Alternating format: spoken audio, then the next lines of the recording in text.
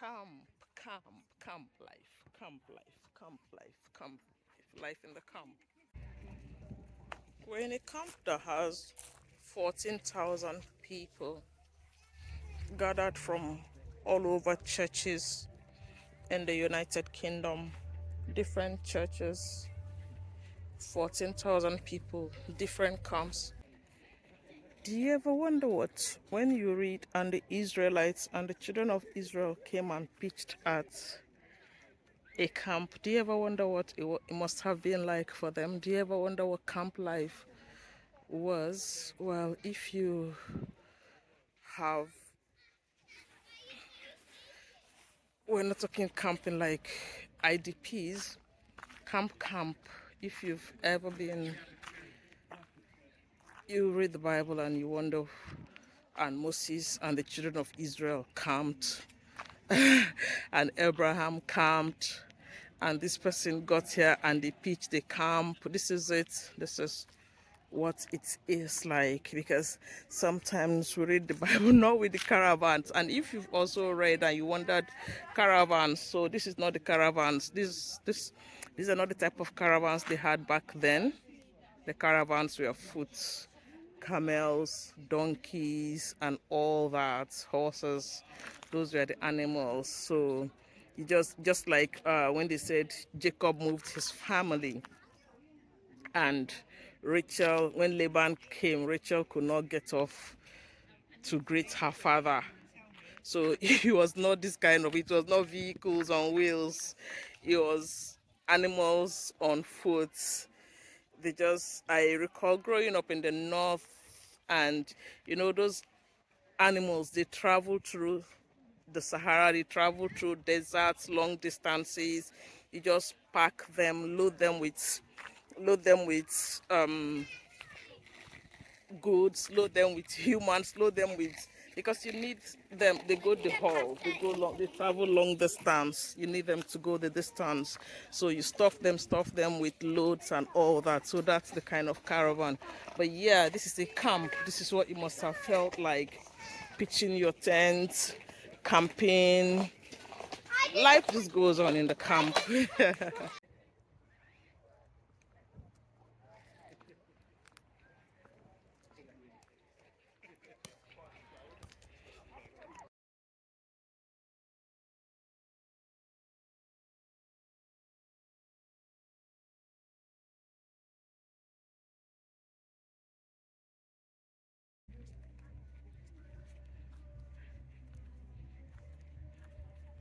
14,000 people in this camp. Meanwhile, 14,700 was the number of people who died from the rebellion. What rebellion, you're wondering? The rebellion when um, the Israelites rebelled against Moses after the death of Dathan and Korah. The next day, the Israelites rebelled. They said, "Oh, Moses, you've killed everybody, blah, blah, blah, blah, blah, blah, blah." And God got angry again. God was always getting angry with these people. God is so, why do they say God is so long suffering and patient? And oh, okay, I think that was the time of um grace. I think grace has changed it. Grace has made God so gentle and patient with us. God didn't have any chill at all during the days of Moses. Any small thing, he would just get angry and just, let's just wipe away all these people. Let me create another set of people. So, 14,700 people lost their lives because they were complaining, because they complained against Moses. They said Moses had killed everybody. Meanwhile, Moses didn't kill everybody. Everybody died because of their rebellion. And those were the 250 people that died the previous day from the rebellion. And when they rose up against Moses, the Lord got angry and said, and the Lord said he was going to slay these people. Slay is just, I mean, ancient English. Let's just say kill. The Lord is going to kill them. And then Moses said to God, Moses intervened for them. But will they hear? No. Humans, do we ever listen? No, we do not listen. So they complained against Moses about what happened the previous day, about the revolt, and the Lord got angry and a plague broke out in the camp. So imagine this camp, the entire camp here were 14,000, I said to be 14,000 people. And when that plague went through that camp, before Moses intervened and the Lord stopped it, 14,700 people had already died. So that means that as big as this camp is, as wide as it is, everybody in it plus had even died already. You know, it's the Bible comes alive. The Bible is coming alive for me in different ways as I follow through and think of those stories and the camp life and everything that went on in that camp.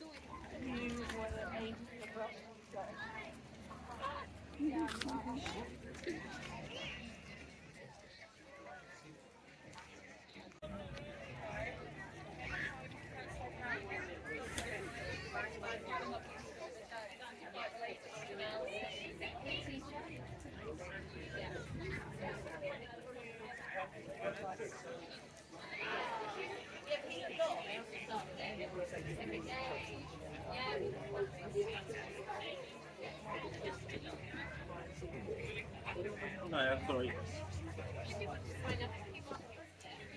Would you like a One of the magazine with some more information? charities. So come and see it. Okay. Great. You're welcome. Have a good rest of the day. You too, bye. I wanted to sew that, but she said no, you have to fill in reasons you're grateful for, and I wrote out all the things I'm grateful for. Then I wanted to make them together, but she said it's not allowed. Health and safety. Yeah. Father, we pray that you would, by your Spirit, just come and bring a breeze through this place. Lord, we pray that nothing would distract us, no stickiness or sweatiness.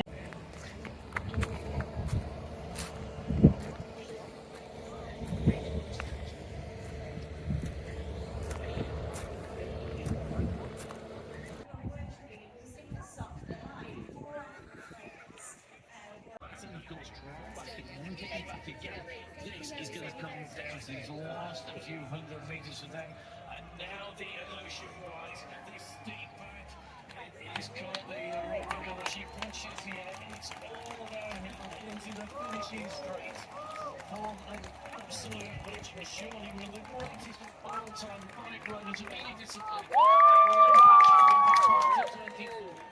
The mountain bike, Pauline Ferrand Prevost. The race win, the Olympic title on home turf.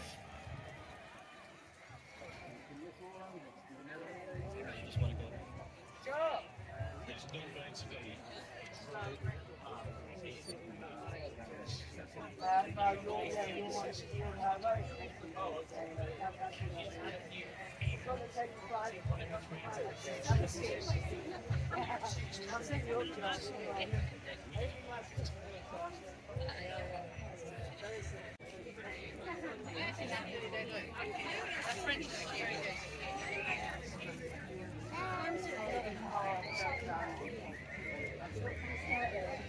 Green plastic ball.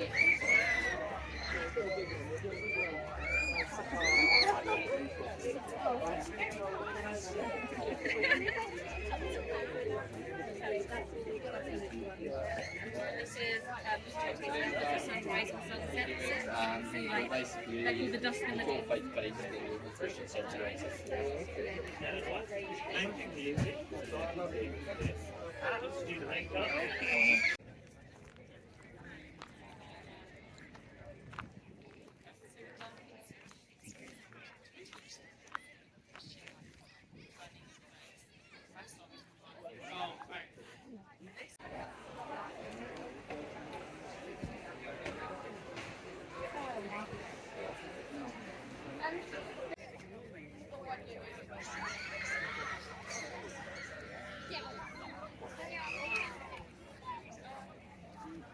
Accepting that child, that young person, seeing them, hearing them, bringing curiosity.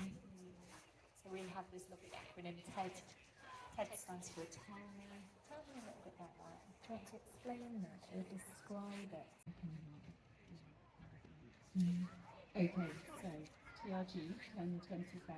I know we can't necessarily too hard in on the birthday art because it's only 1:30. Ice cream. So this is the queue, another one of the queues for ice cream. Like there are ice cream queues all around camp. This is one of the queues for ice cream. I can understand this. I tried to get some smoothie at the other end, and the queue for smoothie was also much. But I can understand this queue. It's ice cream. At least it makes sense in this heat. But that queue for coffee.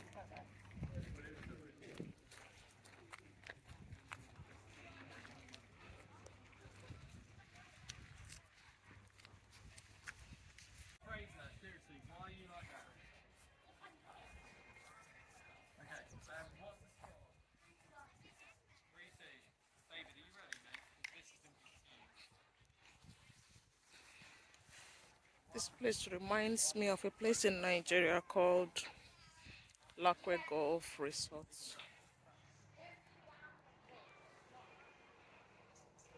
Yeah, that's better.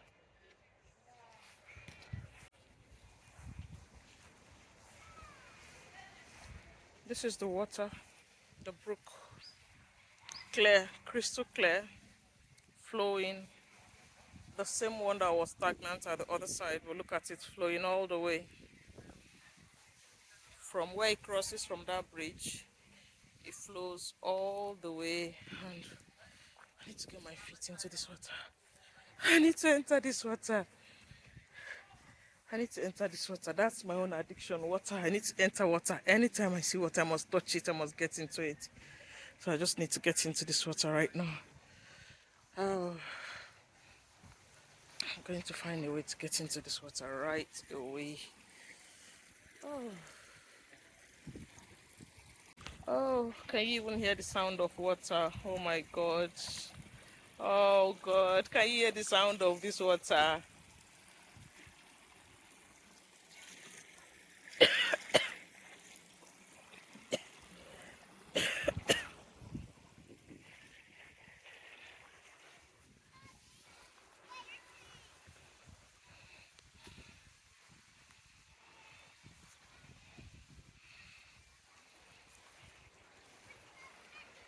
These people in this part of the camp, they're living the life. They have a water brook. Wow. Oh, that small one wants to jump it. Children, thank God for children. Daring. Oh God. Okay, it's Crocs. Oh, I thought it was proper shoe that this boy put through the stream.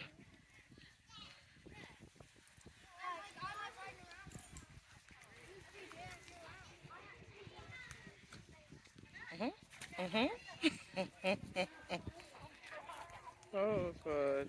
Children know how to live the life. Adventure, fun, adventure and fun. Daring, exploration. They just live the life. Just look at this kid. Just look at this kid. See? Don't want to show his face. He's going back again. He's going back again. He's gone in again. That's the life. At what point do we as adults get scared of trying, get scared of exploring, we get burnt, we get weary, we get saddled with life, responsibility, fear, risk, and then we become risk averse, loss and everything. At what point do we get scared of exploring? At what point do we get scared of adventure? Life is all about the adventure. What is life without the adventure? Look at this kid. Just look at this kid. Just look at all of them having fun. The water is so cold. I told you I was going to get into this water. It wasn't possible. It's not possible that I'll see water and I'll not get into it. How? The water is so cold. I have a bottle. I need to fill up this water and drink from it. This is clear, flowing, clear water.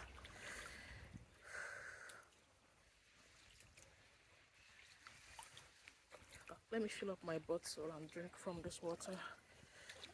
Oh, it's so icy to the skin.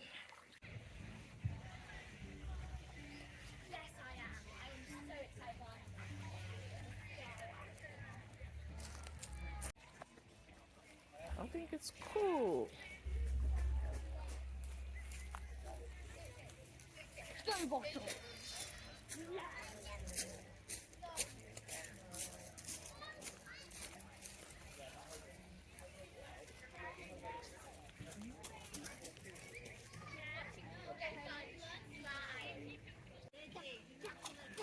Fun, adventure,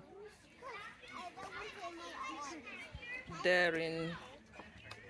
At what point do we as adults lose this wonder for our world, this exploration, this fun, this wanting to dare, wanting to find out, wanting to explore?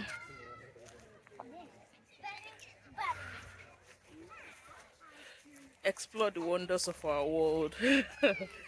The wonders of our world. How did we lose it?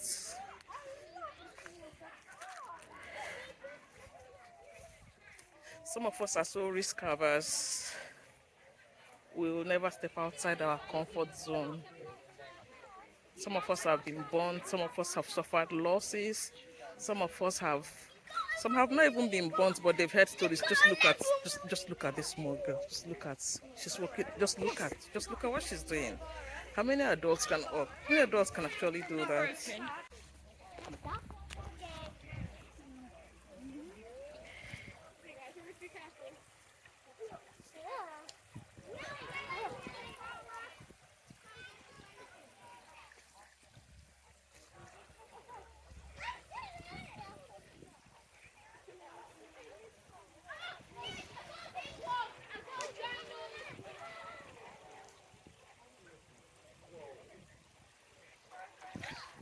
I'm tempted to cross this, but I wouldn't dare. Not today.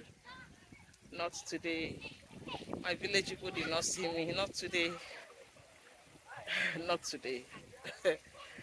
I wouldn't try.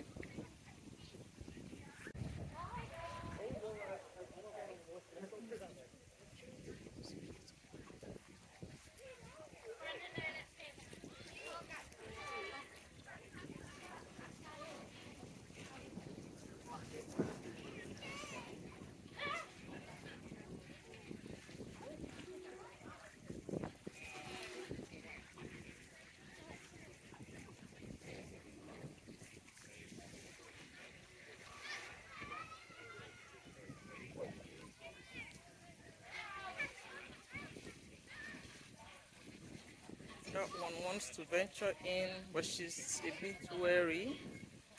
And there's a point in life because she's just asked her friend or her sister, is it cold? And she's testing out the water with her feet to find out if it's cold. And that's how it is. That's evangelism going on there. And that's how it is in the game of life. We ask from other people, we want to inquire, we want to find out, people who have gone ahead of us, is it cold? And when they do not give us an answer, we test, we put one foot in it, and we try to find out for ourselves.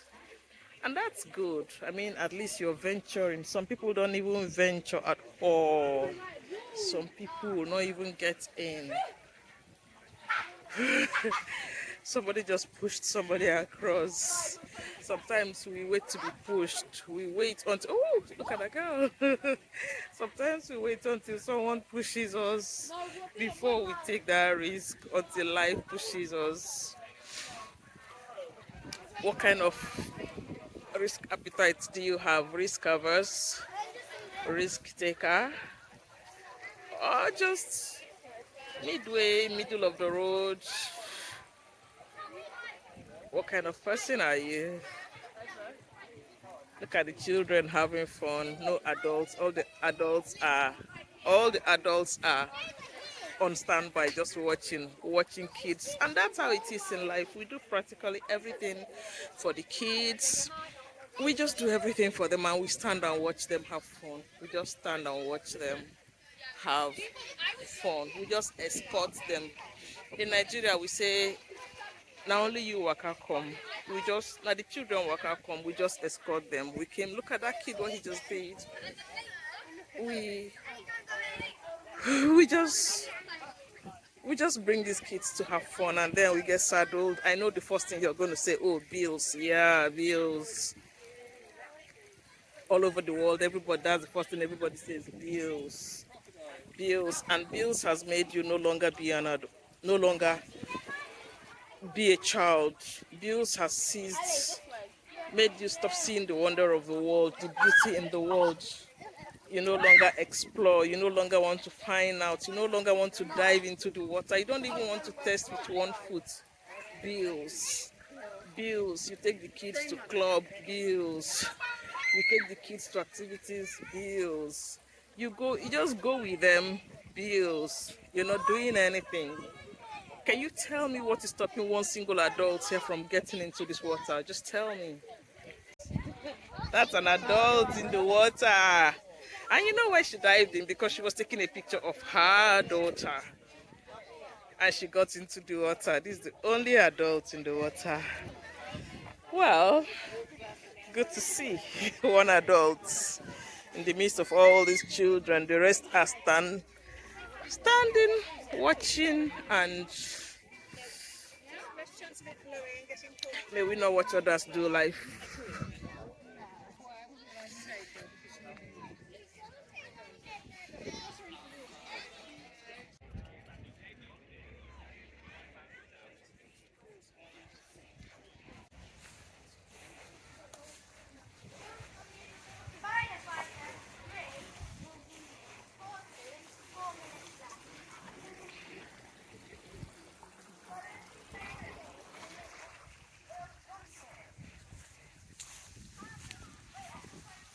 This reminds me of my village. The stream, the water, the trees. Well, if you take away the tents, that's practically like my village. That's a good jump. That's a good jump. Boys. Ah, boys.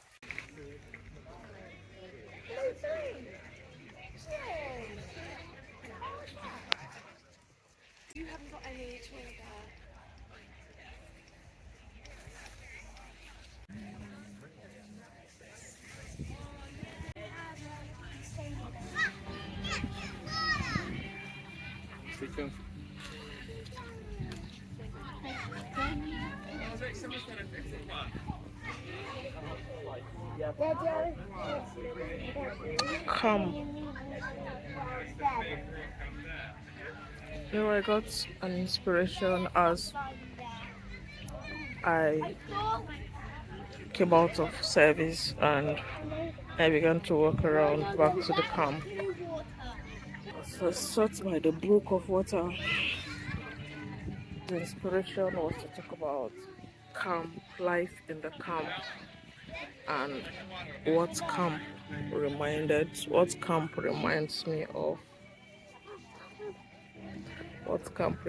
me of, in life.